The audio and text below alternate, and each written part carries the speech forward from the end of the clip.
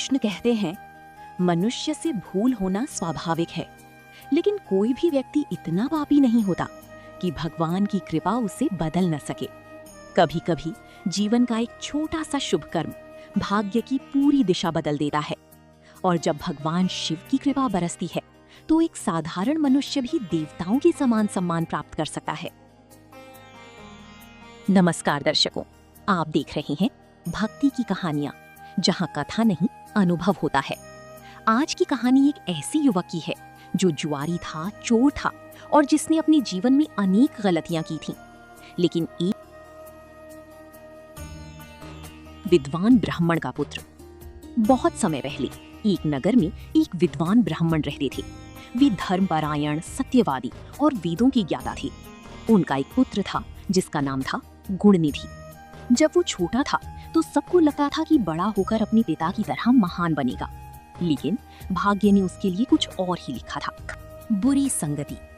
जैसे जैसे गुणनिधि बड़ा हुआ वैसे वैसे वो बुरी संगति में पड़ गया। उसे जुए की आदत लग गई। फिर झूठ बोलना और धीरे धीरे चोरी करना भी उसके लिए सामान्य बात बन गई। उसके माता पिता बहुत दुखी रहते थे, लेकिन गुणनिधि पर कोई प्रभाव नहीं पड़ा। घर से निष्कासन। एक दिन उसकी चोरी का सच सबके सामने आ गया। पिता का हृदय टूट गया। उन्होंने कहा, जब तक तुम अपने आचरण को नहीं बदलते तब तक इस घर में तुम्हारे लिए कोई स्थान नहीं। और गुणनिधि को घर से निकाल दिया गया। अब न घर था, न परिवार, न कोई सहारा। भटकता हुआ युवक। दिनों तक वो नगर नगर भटकता रहा। कभी भोजन मिलता, कभी नहीं। कभी मंदिरों के बाहर सोता तो कभी जंगलों में। धीरे धीरे उसकी स्थिति और भी खराब हो गई। महाशिवरात्रि की रात। एक दिन महाशिवरात्रि का पावन पर्व आया। नगर का एक विशाल शिव मंदिर भक्तों से भरा हुआ था। हर ओर हर हर महादेव की जयकारी गूंज रही थी। भक्त व्रत कर रही थी, भजन गा रही थी और भगवान शिव की पूजा कर रही थी। उधर गुणनिधि कई दिनों से भूखा था। उसकी दृष्टि मंदिर में रखे प्रसाद पर पड़ी और उसने निश्चय किया कि रात में मंदिर में घुसकर प्रसाद चुरा लेगा। वो निर्णायक रात गहरी हो गई। भक्त धीरे धीरे घर लौट गए। मंदिर शांत हो गया। तभी गुणनिधि चुपचाप मंदिर के अंदर घुस गया। उसकी नजर सीधे प्रसाद पर थी, लेकिन जैसे ही वो आगे बढ़ा उसने देखा कि शिवलिंग के सामने रखा दीपक बुझने वाला है। एक छोटा सा कर्म। मंदिर में अंधेरा हो जाता तो उसे प्रसाद ढूंढने में कठिनाई होती, इसलिए उसने अपने वस्त्र का एक टुकड़ा फाड़ा, उसे बत्ती की तरह बनाया और दीपक में लगा दिया। दीपक फिर से प्रज्वलित हो उठा। शिवलिंग पर प्रकाश फैल गया। गुणनिधि को नहीं पता था कि ये छोटा सा कार्य उसकी जीवन का सबसे बड़ा पुण्य बनने वाला है। अनजाने में हुई शिव भक्ति। उस रात भूख के कारण गुणनिधि सो नहीं पाया। पूरी रात जागता रहा और शिव मंदिर में ही रहा।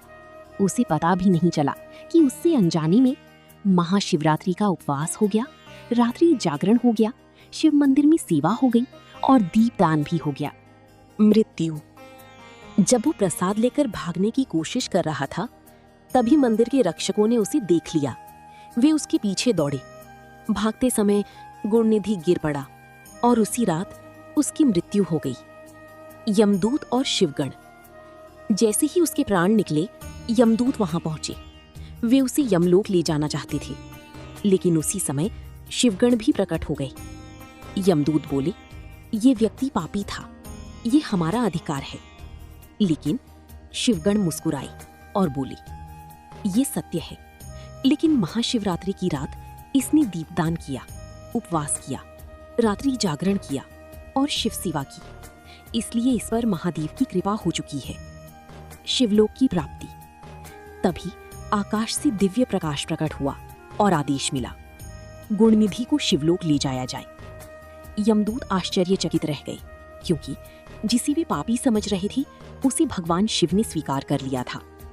अगला जन्म। शिवलोक में निवास करने के बाद गुणनिधि ने पुनर्जन्म लिया। इस जन्म में वो एक धर्मात्मा और न्यायप्रिय राजा बना। उसने शिव भक्ति और धर्म की मार्ग पर चलकर असंख्य पुण्य अर्जित किए। कुबेर बनने का रहस्य। अंततः अपने पुण्यों और शिव कृपा के प्रभाव से उसी देवताओं के कोषाध्यक्ष का पद प्राप्त हुआ और वही आगे चलकर कहलाया कुबेर, धन और समृद्धि के अधिपति, महादेव की प्रिय भक्त। गहरा अर्थ, कोई भी मनुष्य हमेशा के लिए पापी नहीं होता। भगवान केवल वर्तमान नहीं, हृदय का भाव भी देखते हैं। एक छोटा सा शुभ कर्म भी जीवन की दिशा बदल सकता है। कलयुग के लिए संदेश। आज बहुत से लोग सोचते हैं हमसे बहुत गलतियां हुई हैं, अब भगवान हमें स्वीकार नहीं करेंगे। लेकिन गुणनिधि की कथा सिखाती है भगवान का द्वार कभी बंद नहीं होता। सच्चे भाव से किया गया एक शुभ कर्म भी कृपा का कारण बन सकता है। तो दर्शकों, ये थी गुणनिधि चोर से कुबेर बनने की अद्भुत कथा। यदि आपको ये कथा पसंद आई हो तो वीडियो को लाइक करें, शेयर करें और चैनल को सब्सक्राइब करना ना भूलें। बनी रही भक्ति की कहानियां परिवार के साथ। धन्यवाद। राधे राधे। अगर आपको हमारी स्टोरी वीडियो अच्छी लगी हो तो हमारे वीडियो को लाइक करें, चैनल को सब्सक्राइब करें और अपने फ्रेंड्स के साथ भी शेयर कीजिए और कमेंट में बताइए कि कैसी लगी आपको ये स्टोरी। धन्यवाद।